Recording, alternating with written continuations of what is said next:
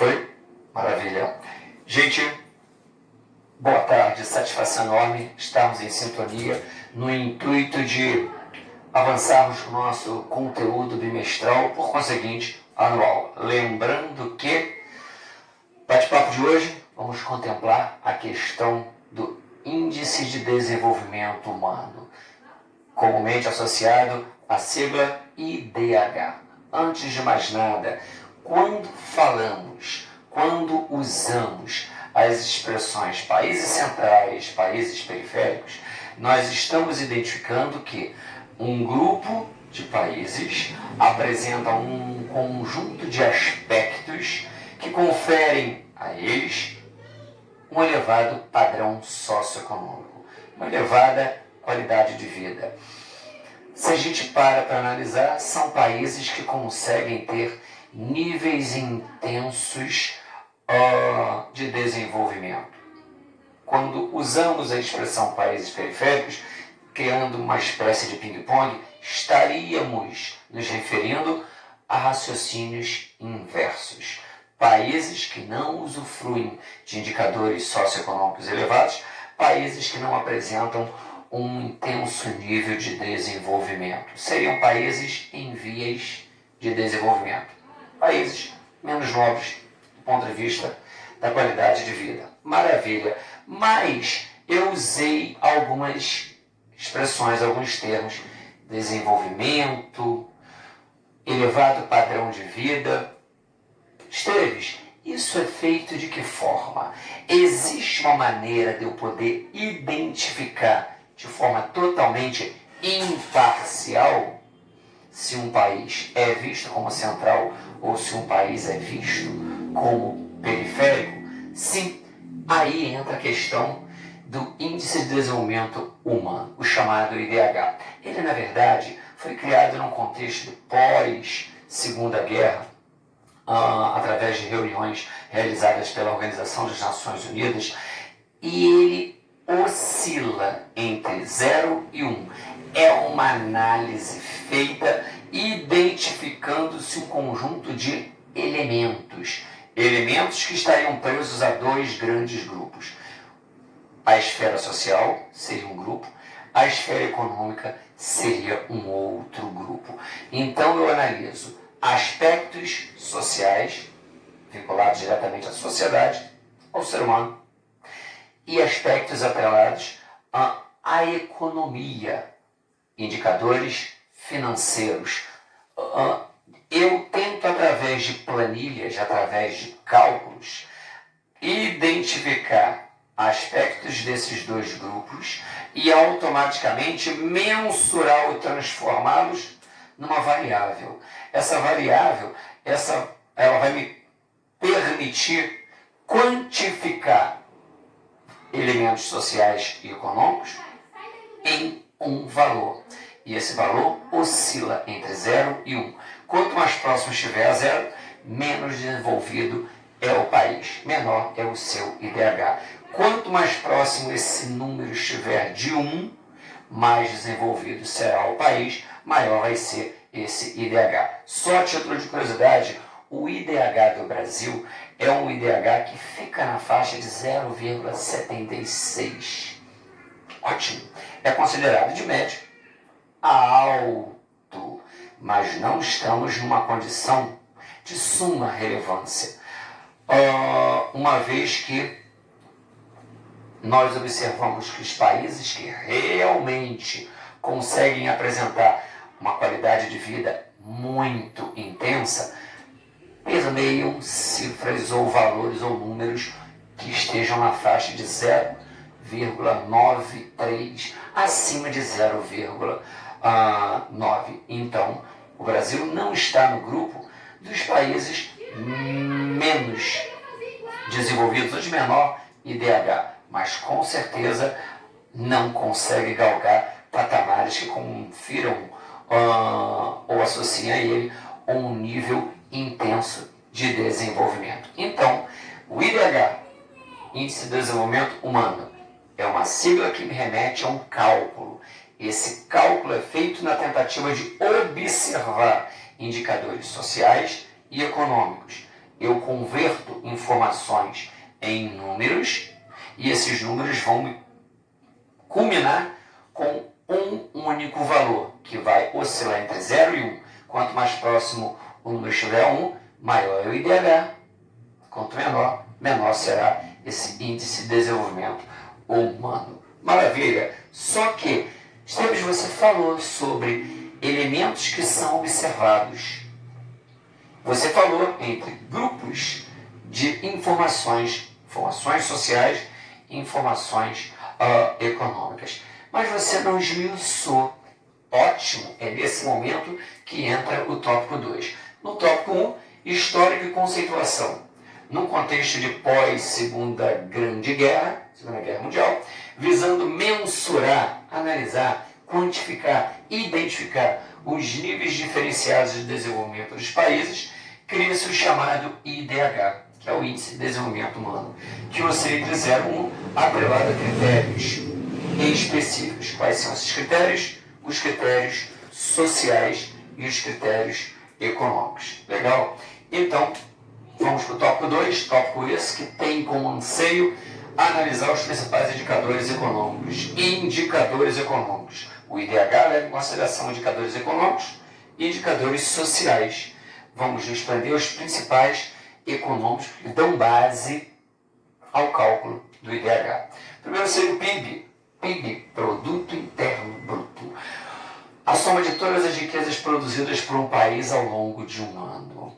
É um importante elemento, é uma importante variável que serve para analisar os critérios econômicos. Então, o IDH faz uso de indicadores econômicos. Alguns deles seriam o PIB. E vamos avançar e vamos nos remeter ao PNB.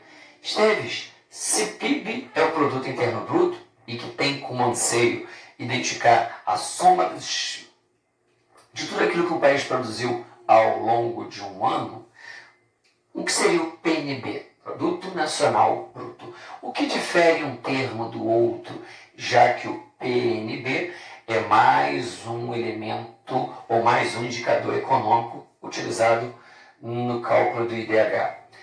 O PNB talvez sirva como uma variável bem mais contundente, bem mais sólida no que diz respeito ao anseio de identificarmos o nível de riqueza ou produção de riqueza de um país. Por quê? Porque ele realmente leva em consideração aquilo que está no país.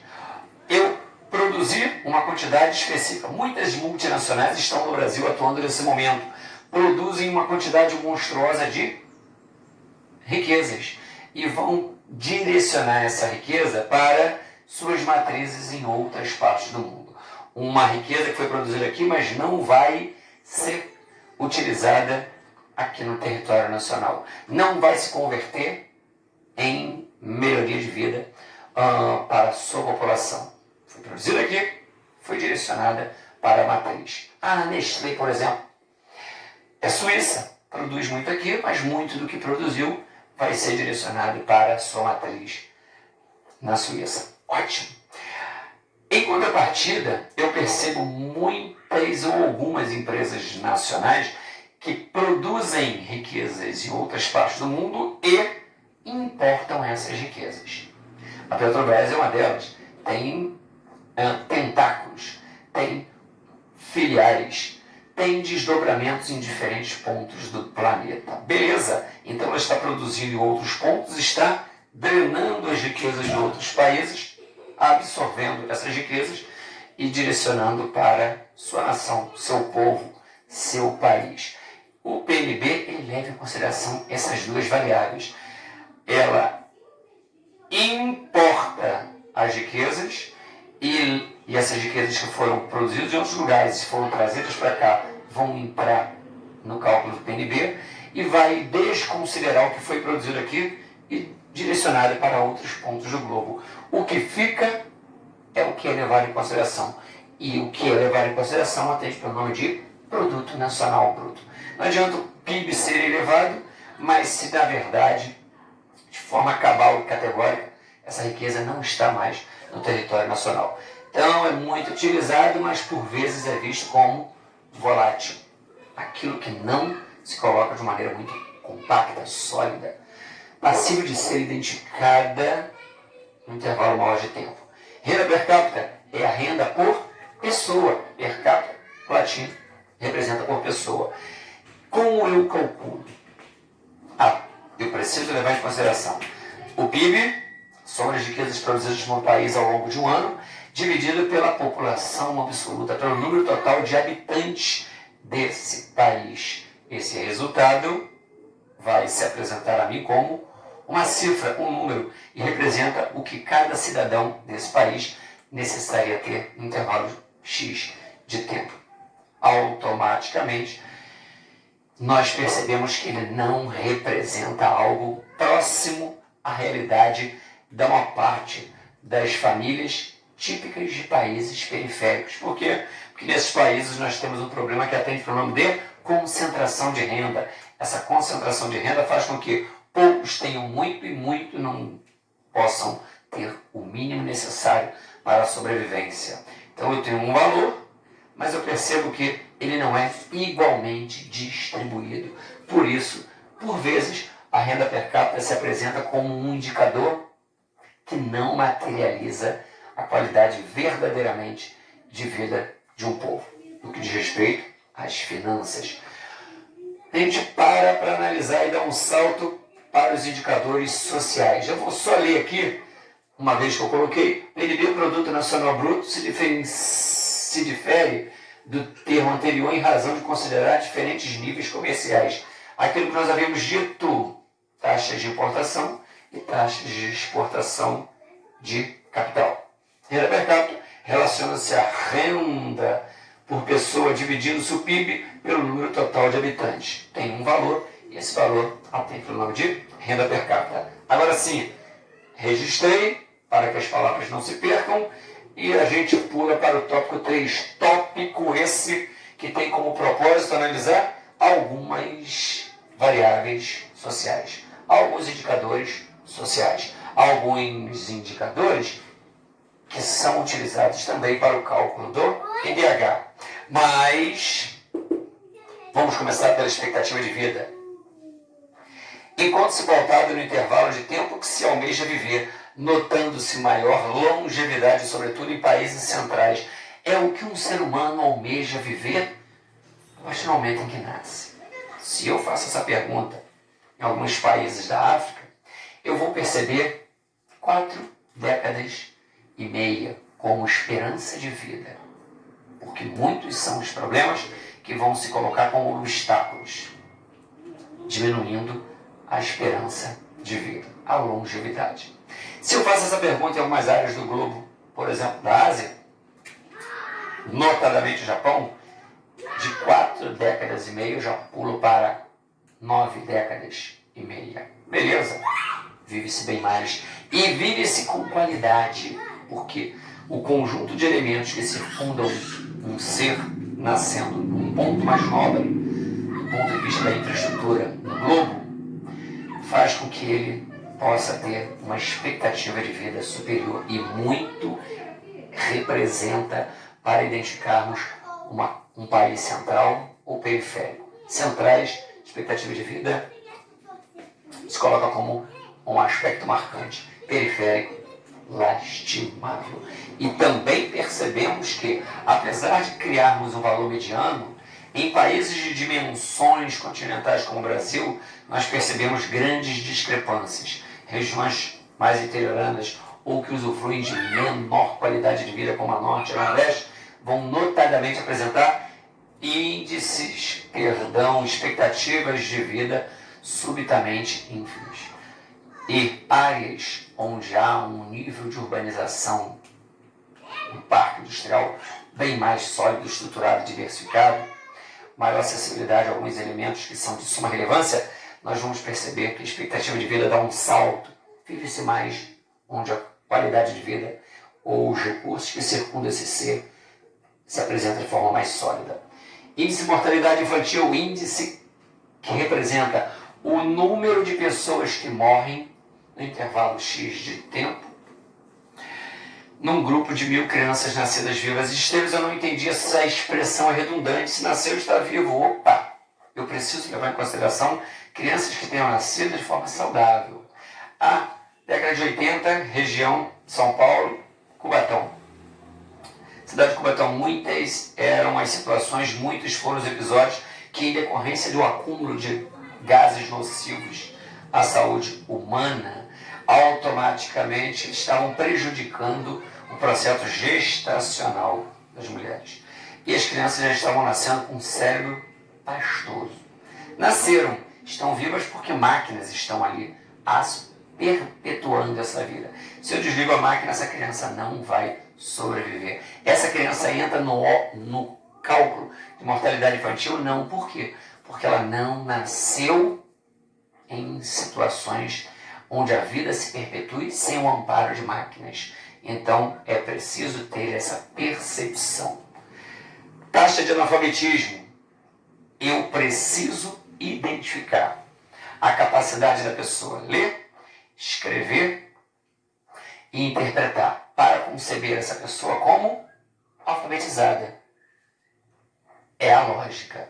Mas algumas porções do globo fazem determinadas alterações e uma pessoa passa a ser vista como semi-alfabetizada ou não vista como analfabeta, a partir do momento que ela consiga copiar o seu nome. Copiou o nome, não é analfabeta. Não é analfabeta, não entra nos cálculos dessa variável. Isso serve para camuflar realidades. Eu percebo que às vezes investimentos ocorrem de forma aquém, abaixo daquilo que deveria ser concebido como correto, mas eu não vou fazer uma análise imparcial, uma análise que realmente identifique, eu traço um raio-x daquele panorama, daquela realidade. Sabe ler, escrever e interpretar? Não. Então você é analfabeta. Não. Mas eu sei copiar o meu nome. Isso me faz saltar alguns degraus segundo algumas análises, segundo alguns censos, segundo algumas coletas de informações. E aí, às vezes, por vezes, a gente percebe que índices de analfabetismo que deveriam ser monstruosos são brandos, são tênues, são menores. Acontecem em patamares bem reduzidos. E a gente se pergunta, ali está havendo um amplo investimento para que possa se erradicar a taxa de analfabetismo? Não. Mas eu estou criando uma análise diferenciada para coletar essas informações. Então, sabe copiar o nome, já não é mais analfabeto. E às vezes esses índices apresentam sensíveis reduções. Vamos lá. Avançando, níveis de acessibilidade aos recursos essenciais. Eu preciso identificar algumas informações complementares.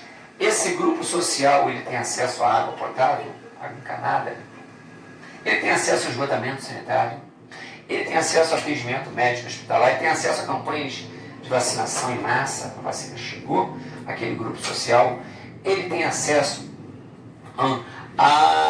na verdade, vive numa área cortada por linhas de ônibus. Qual é a logística de circulação? Ele vive num ponto isolado, ele vive num ponto onde exista uma ampla acessibilidade ou capacidade de interligar aquele ponto a outras áreas do espaço geográfico, criando-se uma lógica de teia social, rede urbana. Um conjunto de variáveis precisam ser analisadas e, às vezes, até mesmo a aquisição ou não de alguns elementos que atendem para o nome de bens de consumo duráveis, bens de consumo não duráveis. Esse grupo social tem acesso a um automóvel, esse grupo social tem acesso à informação virtual, essa informação em rede, tem acesso à internet, sinais de internet, acesso algumas ferramentas que vão permitir que você se utilize da internet. Então, algumas perguntas são feitas no intuito de se identificar precisamente o nível diferenciado de desenvolvimento de regiões num país ou de diferentes países. Gente, vamos ficando por aqui. Atividades vão surgir que permitirão um aprofundamento, um entendimento disso tudo que nós conversamos hoje. Mas por hora vamos ficando por aqui. Forte abraço, saudades, saúde, cuide-se e tchau, tchau. Até mais.